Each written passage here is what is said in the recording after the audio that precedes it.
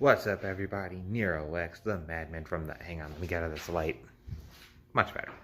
What's up, everybody? Nero X, the Madman from the Midwest, back again to bless your timelines with yet another video. And I've been thinking, it's been a long time since I've done a video about something I grew up with. I've reviewed a bunch of mobile games, I've played songs on guitar for you, but I haven't done a reviewing my childhood video in a little while. Partially because, well, there's a lot to cover, and I can't cover it all at once, or I can't find footage of it all the time. But allow me to get back to that. Allow me to get back onto that topic. Sorry about that. Allow me to review something that I and quite a lot of people have quite a few memories of: Super Mario 64. But before we do that, allow me to give you some background. This, ladies and gentlemen, is my Nintendo 64. I've had it since I was 5 years old, and I'm going to be 23 in April, so do the math. This thing is well over 20 years old, but it means a lot to me. It introduced me to a lot of games, a lot of bad ports of PlayStation games, and a lot of memories I have with myself and several of my cousins. I've had it for a long time, and maybe one day I'll do a console review on the thing, but for now, let's just settle with talking about one of the first games I ever owned for it, and one of the first games I ever finished myself, Super Mario 64. Now that we've talked about my childhood, let's talk about the game itself. And oh boy, do I have a history with this game. But before all that, allow me to give you some background information on it. See, according to legend, Shigeru Miyamoto had ideas for a 3D Mario game as far back as during the development of Super Mario World, which in context is kind of weird, but I get it. He's thinking ahead. He wanted to have ideas ready for the game. And this game was, in all fairness, a monster in terms of sales and a pioneer. It was one of the first games to introduce the concept of a free-floating camera and help lay down a lot of foundations that would be improved upon in games such as Banjo-Kazooie and Tooie, Ratchet & Clank, Spyro the Dragon. Seriously, this is one of the games that set the standard for 3D mascot platformers going forward. And the areas, for one thing, graphically. It's still rather easy on the eyes, even though the N64, the 3D Nintendo DS port of this game, definitely improved the looks of this game. It's very simple, isn't too crazy, and it knows what it wants to do without trying to be too fancy on the hardware, which would cause it to age that much more.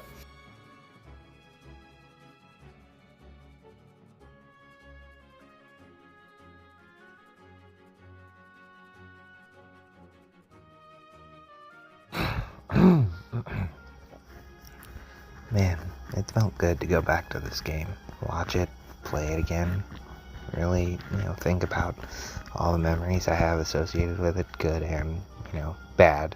More specifically trying to get to the boss on the pyramid level, but I'm getting past the point. Anyway, as much as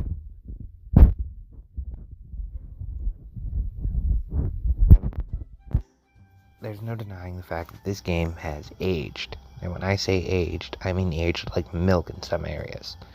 Now, graphically, it's obviously aged the most visibly,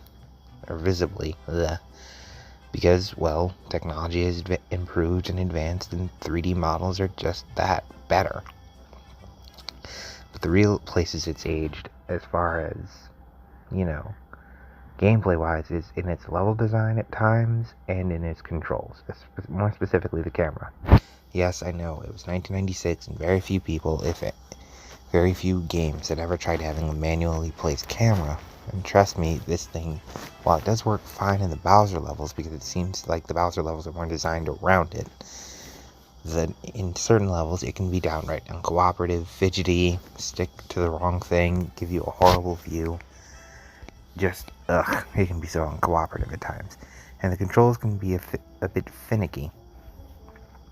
Like, Mario's movement is fine, but how he reacts to certain movements of the analog stick on platforms really can screw with you at times, particularly in, again, dangerous situations where you're above a bottomless pit, or above lava, or above water. Water inherently isn't dangerous, but you get my point.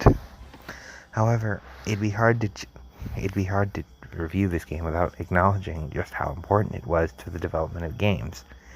This game helped lay down a lot of building blocks for the 3D platformer in general, much like the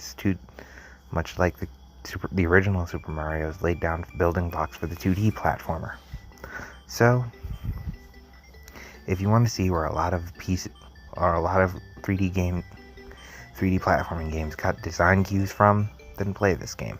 If you have nostalgic memories with this game, then feel free to play it.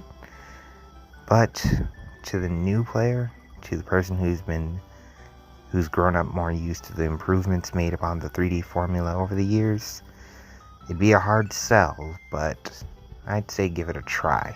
If only to develop that much more of an appreciation for the advancements in game design that have come ever since then. But with all of that being said, I am Nero X, the Madman from the Midwest. I do hope you enjoyed this video. Please like, share, and subscribe if you want more content from me. Now I must go. My planet needs me. Peace.